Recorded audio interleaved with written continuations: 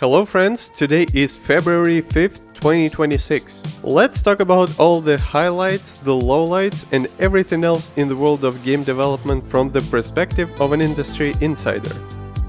To kick things off, a brand new game is making headlines and having probably the most controversial launch of 2026 so far. If you haven't heard about it, Highguard is one of the recent PvP raid shooters from Wildlight Entertainment, formed by former Titanfall and Apex Legends developers. And this new IP launch was quite big, reaching almost 100,000 concurrent players on Steam and getting to 500,000 viewers on Twitch and YouTube. But it wasn't all sunshine and rainbows, as the reviews started to come in, and the game quickly reached staggering 80 to 85% negative reviews. And it's only getting worse from there. Aside from people complaining about the technical side of the game, like long queues and server instability, horrible performance, and my personal favorite, questionable kernel anti-cheat software, people also don't like the gameplay very much.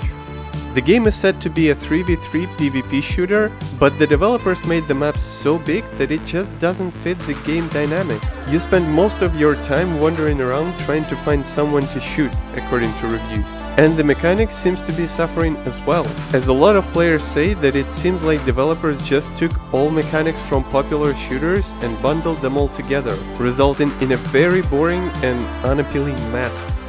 That being said, the majority of people leaving those reviews had little to almost no playtime, so there is an argument to be made for review bombing. But so far, it doesn't look like this game has a lot to offer, at least in its current state.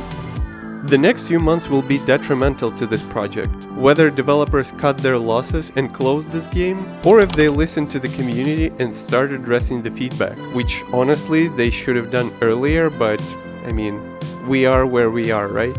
Either way, it sounds like it's too early to give this game a fair try. What about you? Have you played this one yet? And if yes, what do you think? Moving on to zombie games. It's been quite some time since we've heard anything about the upcoming sequel to the State of Decay series, and today is the day that changes. Before we dive any further, this is not a big update, but at least it's a confirmation that the game is still alive. According to a recent interview with Craig Duncan, the head of Xbox Games Radar Plus confirmed that the game is still in active development. According to Duncan, he has made a number of visits to that studio in the last 6 to 8 months, said and played the game with the team a bunch of times, and it's coming on really well. There is still no information about when we'll see any other details about the game, with the most interesting question being the release date, but the head of Xbox Games mentioned that we'll certainly see more in the coming year. While it is a positive sentiment, with 6 years on the clock and the project nowhere near ready, it does not project a lot of confidence, even with the latest trailer looking quite promising. On one hand, I understand the importance of getting the game right, which requires a lot of iteration and production time. On the other hand, I feel like this franchise already lost a lot of its momentum, and statements like this do very little to build it back again. Unless Undead Labs brings a lot of innovation, depth and polish with this one, I fear it might be the next one on the chopping block of this behemoth of a publisher. What do you think about all this? Are you looking forward to State of Decay 3 as much as I am? Also, quick thing, if you don't know who I am, my name is Alex, I'm a game producer and I'm here to help you get caught up on everything that's going on in the video game industry. Speaking of Xbox, it's no secret that the publisher is trying to release as many titles on as many different consoles and platforms as possible. But it's not that simple, especially with some of the new games.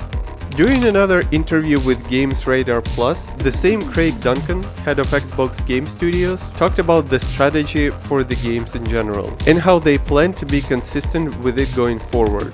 The talk dives deep into the question of why, for example, Fable and Kiln are scheduled to be released on PS5 on day 1, while other titles like Forza Horizon 6 will be released sometime later on PS5, after initial rollout on PC and Xbox. Duncan acknowledged that this is a fair feedback and pledged that the company will try to be quote-unquote consistent with what they do. With that, he said that sometimes it's just a part of game development reality. Since this strategy is new for Xbox, he mentioned that some projects can adopt it early on and some just can't. Whenever this topic comes up, each team has to decide for themselves whether they can deliver a great experience and do quote-unquote right thing by the players, and if not, they're evaluating whether they can deliver it at a later date. Ultimately, it all goes down to resources, as the teams are only a set size. And while he said that the company want to do the best job on each platform and each game, they will maintain this optionality, and each game could decide for itself what is the best way going forward. And I think it's a fair strategy. Ultimately, it's not about competition and brand repositioning, but finding strategies that could stabilize and work in game development pipelines. In real game development pipelines. Reducing these internal disruptions is always a great choice. As a fellow game developer, I cannot agree with this strategy more, as I saw firsthand how frustrating it could be when senior leadership pushes for multi-platform releases when the game is nowhere near suited for that. Next, let's talk about The Witcher. With everybody patiently waiting for an unannounced Witcher 3 DLC or another update on Witcher 4, a new narrative game surfaced recently, coming to PC and mobile on February 25th. Reigns: The Witcher is developed by Nereal and published by Devolver Digital in collaboration with CD Projekt Red. It is said to be a decision-making game where you play as Geralt and journey through Dandelion's ballads, navigating narrative branching and various combat minigames. While this title doesn't add anything story-wise to the ongoing series, it doesn't necessarily have to. I think the goal of this game is to generate more attention to the IP and explore additional gameplay choices, as well as set up the groundwork for the upcoming game, or games if the rumors about the DLC are true. Based on the prices for the rest of the games in the Reigns series, it doesn't look like this one is going to be very expensive. So, if you don't mind partying with a cup of coffee, this illustrative adventure could be yours to explore. Have you played any of the Reigns games? As for me, it was a whole new discovery. While we're switching gears a little bit, we're back to more troubling stories from Ubisoft. After the announcement of a big restructuring effort, the French Ubisoft unions unanimously agreed to strike next week.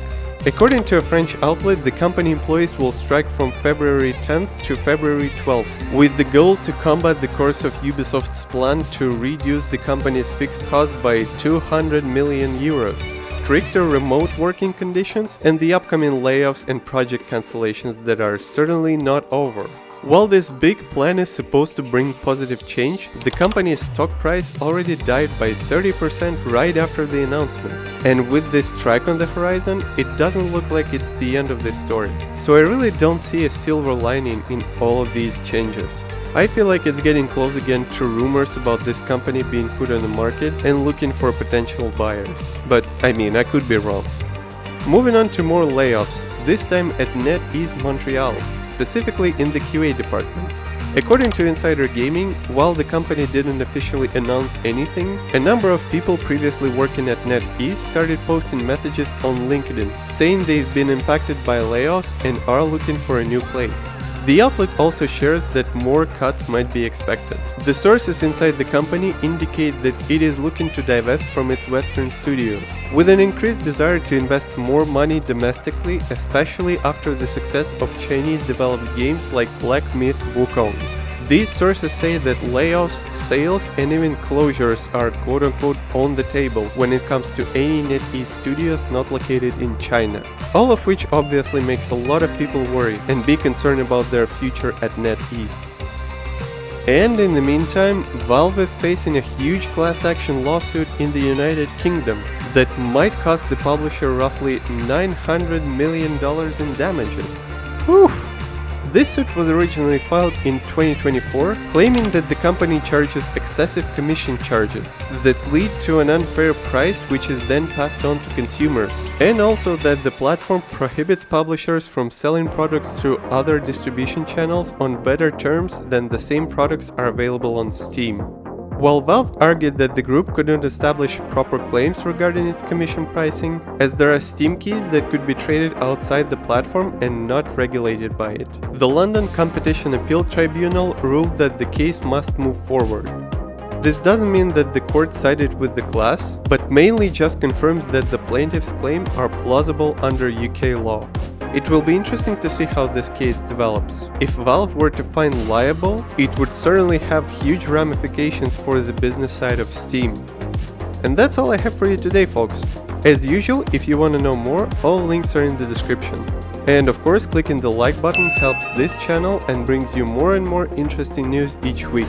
Subscribe if you are new, as I put out new videos every week. Thank you for making it this far. Have a great rest of the day, and that's Alex signing off for now. Cheers!